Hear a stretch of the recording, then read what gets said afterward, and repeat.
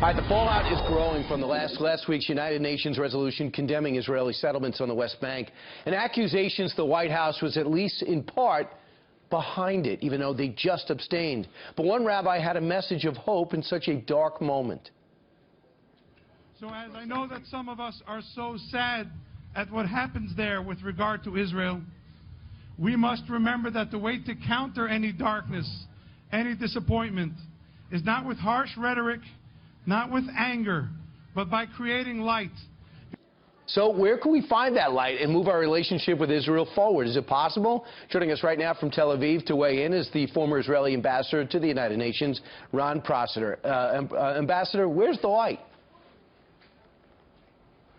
Well, first of all, pros means spreading light. I have to tell you, Brian, I miss New York, but I don't miss the United Nations. It looks to me like, the United Nations is, bashing Israel.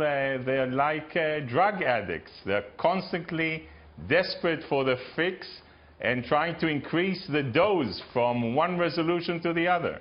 And Ambassador, it's a time in which you would love to have served, because Israel at this time is getting more allies, even in the Middle East, among Sunni Arab nations than ever before. But it didn't stop the White House from doing what they did. In fact, they fired back at the upset coming from Israel. Eric Schultz said this: President Obama has done more for Israel and its security than any previous U.S. president. President Obama has always made Israel and its security sacrosanct in its approach to these issues. The U.S. did not draft this resolution, nor did the U.S. introduce this resolution. How do you feel about that pushback? Well, I'll tell you the following. I mean, we have disagreements inside the family on a lot of things. But as they say, friends don't take friends to the Security Council. And what really happened here is that the Obama administration basically took the steering wheel and brought it over to those Jeffersonian democracies like Venezuela, Malaysia, Senegal, to decide on Israel's fate. And by the way, this resolution is so one-sided. It is bad for Israel, it is bad for America, and it is bad for the region. Because why would the Palestinians, anyone, go back to direct negotiations, which they deserted 2 years ago, if they can have freebies and get everything they want without doing anything?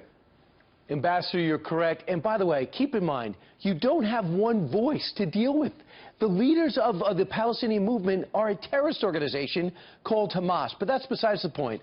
When people say, when Ron Dermer yesterday said we have proof that the U.S. was behind this, and our government right now says we don't, what do you know that we don't? Well, I think Ambassador Dermer is spot on, and we know that there were conversations made by people in the administration, for example, with the president of the Ukraine.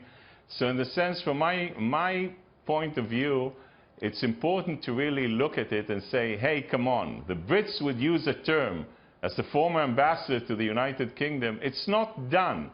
You can disagree with us, but turn over and give it to this body called the Security Council? The Security Council, which a couple of months ago decided that Israel does not have any connection, or the Jews, to the Temple Mount of Jerusalem, that decided in the World Health Organization that Israel creates a health hazard in the Middle East. I mean, come on, give us a break. This resolution is one-sided, it's vindictive. Not only won't it bring peace to the region, but it is destructive, because everyone in the region looks at it and says, wow, we're looking for someone to hold our back. And this move was absolutely unnecessary and on the verge of being, illegitimate at the end of the Obama administration. Yeah, Ambassador, Russia carves up the Ukraine. Iran foments terror throughout the region. Venezuela, they have no money. They've fallen apart, and everyone's focus is on Israel. It absolutely makes no sense.